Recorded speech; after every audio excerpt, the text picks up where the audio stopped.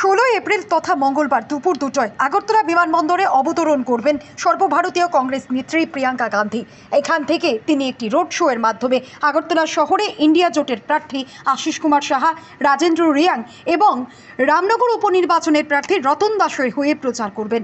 বিমানবন্দর থেকে রাজবাড়ির উত্তর গেট হয়ে কর্নেল চৌমুহনী, পরবর্তীতে কামান চৌমুহনী হয়ে বটতলা থেকে সোজা দুর্গা চৌমুহনীতে গিয়ে শেষ হবে এই রোড শো।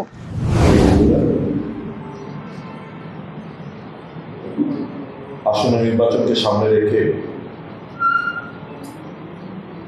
স্টার ক্যাম্পেইনের রূপে আমাদের এই রাজ্যে প্রচারে আসছেন আগামী 16 তারিখ সর্বভারতীয় কংগ্রেস নেতা, সর্বভারতীয় কংগ্রেস নেত্রী, সাধারণ সম্পাদিকা প্রিয়াঙ্কা গান্ধী বাদ্রাজি। আগামী 16 তারিখ সোয়া 2টায় দুপুরবেলা উনি আগরতলা বিমানবন্দরে ল্যান্ড করবেন। তবে ওখান থেকে একটা রোড শোর মাধ্যমে আগরতলা এয়ারপোর্ট থেকে পুরনো গভর্নর হাউস থেকে রাজবাড়ি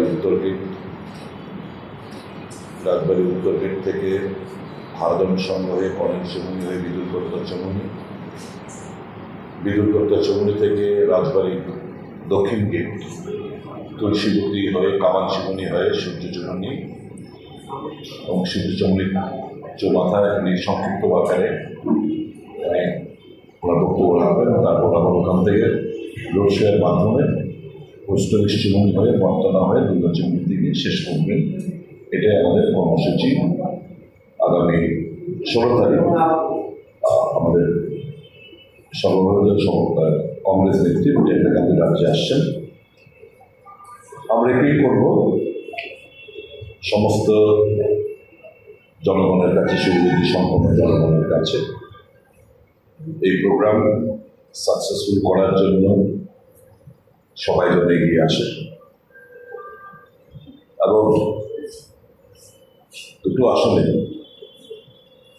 কংগ্রেস এবং সিপিআই প্রার্থীদের অনুকূলে ভোট প্রদান করেন। কারণ দেশ আজকে একটা ধর্মযুদ্ধের মতো অবতীর্ণ হয়েছে।